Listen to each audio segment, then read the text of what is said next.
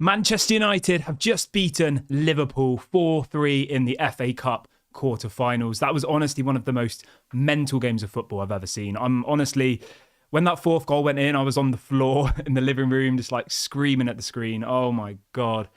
That was honestly, I honestly think in the last 10 years, that was the most mad game of football I've seen.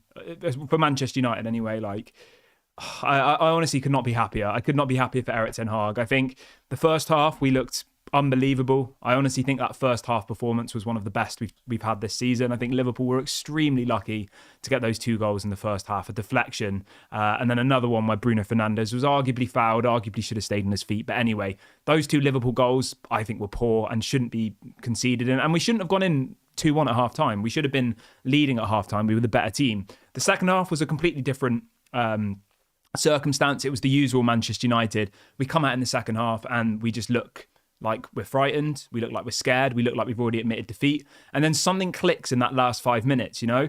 All of my friends were saying, why has he put on Maguire? Why has he made these substitutions? You know, there were some questionable decisions that were made by Erik ten Hag. But when you actually look at it, you look at the decisions he made, right? Wan-Bissaka had to come off. He's barely played any football since January, I think. Højlund's just come back from an injury. He had to make those decisions, okay? And in the end, it paid off. At the time, I was thinking, what the hell is going on? Wan-Bissaka was arguably our best player to that point, and he came off. But you have to make those decisions. You can't play somebody and risk them getting injured. And Diallo got us the winner. Antony scored a goal. Erik ten Hag's decisions made the difference today. It did. It really, really did. At about the 70th minute mark, I was sat there thinking, what the hell is this guy doing? Why is he not making any decisions? Why is he not changing things? Is he not watching the same game of football as us? Something clicks, he makes the changes, and we go and win the game. And honestly, I could not be happier. I really, really could not. We ended that game, right? Just let this sink in for a minute. We ended that game with a defence of Harry Maguire, Bruno Fernandes, Antony, and Christian Eriksen. That was our back four. Those 4 players. And we managed to win that game. Absolutely unbelievable. I think Kobe Mainoo was absolutely insane today. So good. I think Wan-Bissaka was really, really good. I think Varane and Lindelof and Dalot were solid. I think Onana had a good game. I think most of the players did quite well. I think Garnacho was good. I think Bruno... The thing with Bruno is, right, I don't think he was particularly good today, being honest, but you can't criticise his attitude. He clearly loves this team. He clearly wants to give 150%. Yes, he probably should have been brought off in the second half because he wasn't playing very well. But he was literally playing at centre-back at the end of the game. You could tell he was pretty much injured, but he wanted to do everything he could to get us that win, and we did. I think Rashford... I think he was quiet for most of the game, to be honest. I think if we'd have lost this game, I think he would have received a lot of criticism, but he did get a goal. He had a couple of good opportunities that he probably should have scored. Obviously, if we'd have lost this match, it probably would have been a different scenario. But the key thing here is, guys, the substitutions made the difference. Antony scored a goal. And I think he did really well as well, apart from scoring the goal. He completely changed that match in the second half. Christian Eriksen came on the pitch, completely changed the game. Amad Diallo, I think, was incredible today. And I think he really, really deserves a bit more of a chance in the rest of the season because he's shown he's a good player, Amad Diallo. You know, there was a lot of doubts about whether he would make it at United. And I think today, that was iconic. People will remember this for years and years to come. Now, I know rival fans will say, oh, it's embarrassing that you're celebrating a quarter-final victory against Liverpool. It's embarrassing. Mate, I honestly, guys, I couldn't care what other people think, you know? We watch football for enjoyment. And that, for me, was iconic. Amad Diallo getting a yellow card and then scoring the winner in the 120th minute of extra time, taking his shirt off and then getting sent off. Honestly, that's absolutely iconic. I'm so happy. I've got the FA Cup draw live on my phone, kind of on the side here. So I will keep everyone updated as and when we find out who we're playing in the next leg. The FA Cup semi-final draw is literally just about to start. So I will give you that. Let me know, guys. How did you find today's game? I assume everybody's in the same position as me. I was so happy. Daniel says, I doubted Erik ten Hag today and I'm glad I was admitted wrong. What a roller coaster of emotions. Mate, yeah, you know my stance on Erik ten Hag, guys. I want him to stay for one more season, but obviously if we'd have lost today, it would have been difficult to argue that with the aggressive and passionate Erik ten Hag outers, because there are a lot of them out there. And if we'd have lost today, after that second half, it would have been very difficult to back him because until we got that equaliser in the second half, we looked defeated. We looked like the usual Manchester United where we down tools, we give up, but something clicked. And I think it was his substitutions. I think his substitutions changed the game. I thought the substitutions were strange, personally, but it worked. And we won the game, Big ups to Fred, who's just in the chat as well. I hope you're good, mate. I hope you enjoyed that. Like, I was saying to my partner earlier on today, we'd had a good day today with some good news on some things. And I said, Man United are going to ruin the day for me. I said, I'm going to watch that game later tonight and it's going to ruin the weekend.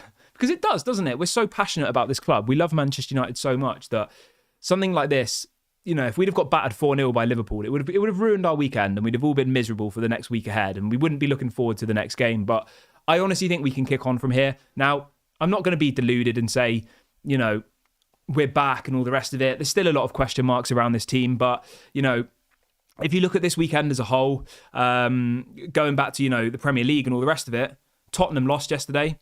We're 6 points behind them with having played the same amount of games. We've now got the momentum, I think, and we can now go into the rest of these games in this season. And I honestly think we can, whether or not we'll get top 4 or 5 I would say is 50-50 at this point. But imagine if we'd have lost this game.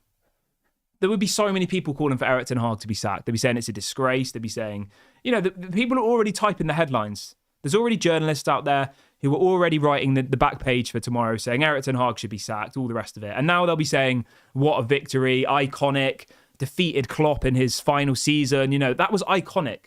People will remember that, I'm telling you, for years and years and years to come. Friends that I'm speaking to who don't even support Manchester United are like, that was one of the most iconic matches I've seen. It's historic, as Malps is saying in the chat. That was a historic game of football. Somebody in the chat says, where are the Erik ten Hag outers? Now, the thing is, right, like, I'm not going to... I'd happily have the conversation with people, about Erik ten Hag. And I think there are definitely question marks around him, 100%. But I still think that if Erik ten Hag had the players he needs, I honestly think that he'll achieve Premier League titles and all the rest of it. I genuinely believe that. I don't think this set of players is capable of winning the Premier League and the Champions League, no matter who the manager is. Whether you had Zinedine Zidane, whether you had Pep Guardiola, like a defense of Lindelof, Dalot and Wan-Bissaka and Varane, who's 31, is not world class. I'm sorry, that's not a world class defense. So for all the Erik ten Hag outers, I'm more than happy to have that conversation. I think there's plenty of criticism and question marks that can be sent Erik ten Hag's way. But I think we also have to look at the players. And at the end of the day, that first half, unbelievable. I think it was one of our best halves, and I think we were very unlucky to go in 2-1 at half-time. The second half was a disgrace. It was. We were terrible. Absolutely awful. We just gave up. We were walking around the pitch. No one seemed bothered. And then something clicked. And the only thing that you can pinpoint that on, the only thing that changed was the substitutions. The substitutions changed that game, and he won us that game. So I think it's only fair, that for the people who criticise Erik ten Hag, you also have to applaud him when something goes right. He made some extremely questionable decisions in the substitutions, okay? We'll all admit that, right? Very questionable. But we've come away with, in my opinion, I genuinely think this, right? And I know rival fans are going to laugh at us. I don't care. Man City fans, all the rest of it. We're not a successful club. We've won 1 League Cup in 6 years. For me, that was one of the most iconic and historic games I've seen in the last 5 to 10 years for Manchester United. I think the importance of winning that game is beyond your imagination. I honestly think that. Because if we'd have lost that game, I honestly think Erik ten Hag would be in big trouble. Somebody in the chat saying that we've been drawn to Coventry. Let's wait and see. I've got the draw live on my phone right here. I will give you that. Everyone who's just joined, by the way, please smash a like on the video and subscribe to the channel if you are new. This is the first live stream we've done in a little while because I've not been very well, to be honest with you. So yeah, welcome everybody, and I do apologise for the lack of live streams. I've been struggling with a really bad throat infection. So they're doing the draw now live. I'm going to do this right with you now. And I will bring it to you right now. So we'll be able to share this moment together before I end the video. Ian Wright's doing the draw right this second. Yeah, you can hear my cough. It's not been particularly nice. Let's have a look. So we've got... Who have we got? Come on. Who is it? Show it on the screen. Coventry. So we've got Coventry City versus Manchester United. I mean, I'll be honest with you guys. We've got the easiest draw there. Coventry. we should be going to Wembley for the final. Obviously, the semi-finals at Wembley as well. But yeah, like that's the best draw that we could possibly get. I watched the Coventry game yesterday. They were decent, you know. We can't underestimate them. But yeah, that is the best possible draw we can get. I'm a very happy man. I'm going to wrap the video up here, guys. Man United have beaten Liverpool, our biggest rivals, in my opinion, the most important game of the season, without a shadow of a doubt. Liverpool are not going to get their treble or their quadruple or whatever it is they thought they were going to get. Hopefully Liverpool's season derails here and they don't win the Premier League either, and we can all laugh at them. But yeah, I'm a very happy man. Big ups to everybody. Have a great evening, everybody. Enjoy this moment. Cherish this moment, people, okay? Because we don't get moments like this very often as Man United fans anymore. So enjoy this moment. Have a good evening, and I'll speak to you all tomorrow.